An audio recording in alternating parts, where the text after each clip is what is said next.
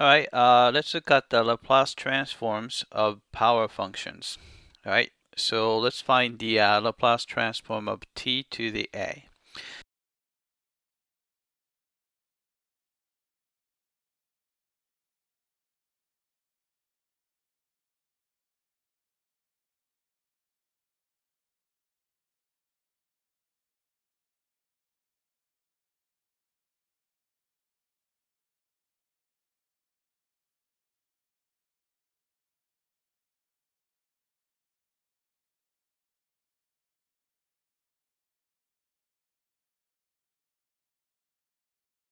U to be this guy right here.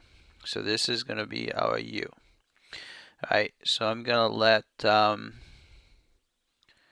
u to be st. All right, then go through the usual drills. Take the derivative of u with respect to t. We get s. And then take the reciprocal of both sides. So we have a dt over du, which is equal to 1 over s.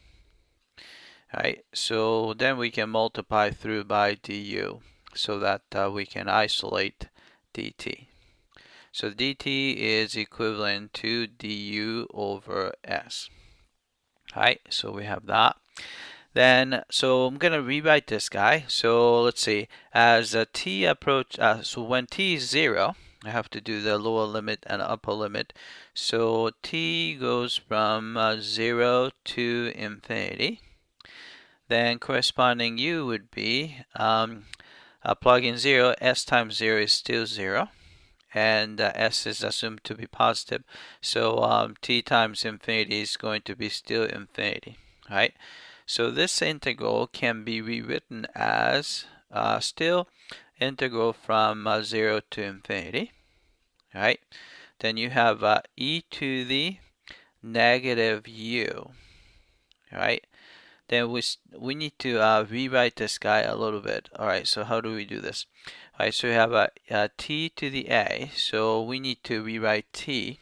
So we can work with this equation here.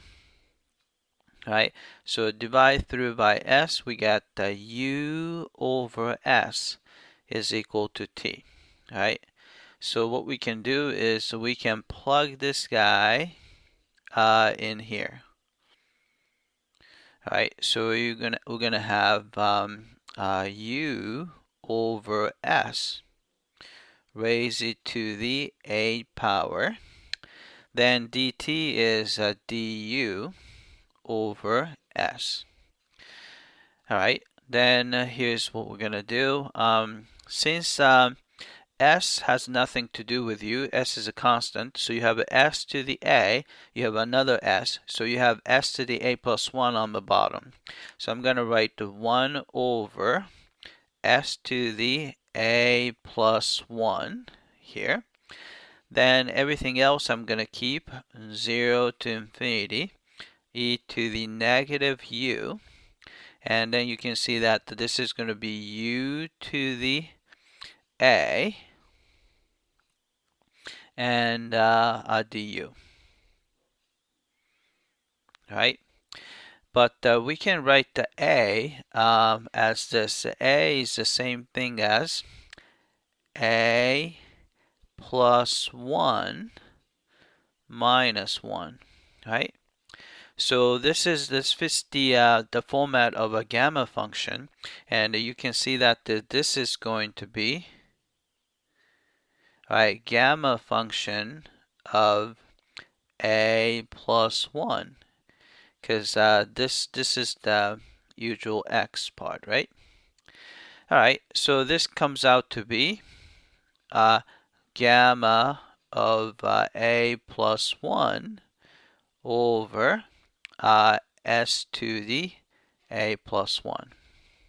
All right, so that's the Laplace transform of t to the a. All right, and since we have a gamma function property, we can actually simplify this a little bit if a happens to be a natural number. say you have a Laplace transform of t to the n. So according to that, we're going to get the gamma of n plus 1 over s to the n plus 1, right? But remember that gamma of n plus 1 is n factorial, so we can write it as n factorial over s to the n plus 1. Right? So that's the Laplace transform of t to the n, where n is a natural number. All right, so let's try this one. This is kind of application of the previous examples. All right, so if you have t squared, so in this case n is 2, so we know that this is going to be, all right, so I'm going to find the Laplace transform of t squared first. So it's going to be 2 factorial over s to the 2 plus 1, so s cubed. All right, so this is the Laplace transform of the first term. All right, second term, so you have a 2. 2 is just a constant, so I'm just going to put that there. All right, so you have a t to the 3 over 2. So a is 3 over 2. So we know that this is going to be using the first example. It's a plus 1. So 3 over 2 plus 1. So gamma of 5 over 2 over s to the 3 over 2 plus 1. So it's again 5 over 2. All right, then we can compute gamma of 5 over 2, because this is equal to 3 over 2 gamma of 3 over 2, using the second property we discussed. And gamma of 3 over 2 can be written as, right, 3 over 2 is already there. It can be written as 1/2 times gamma of 1/2, right?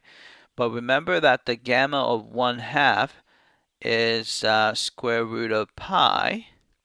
So you end up getting 3 over 4 square root of pi, right? So we can plug this guy right here in here, because that's a gamma of 5 over 2. So you get this. All right, 2 factorial is just 2 over s cubed, right? Then you have plus, and 2 times 3 square root of pi over 4, so 2 and 4 cancel out. So you have a 3 square root of pi over 2. Then you have a s to the 5/2 power. All right, so that's the Laplace transform of t squared plus 2 times t to the 3/2 power. All right, that's it. I hope that this was clear.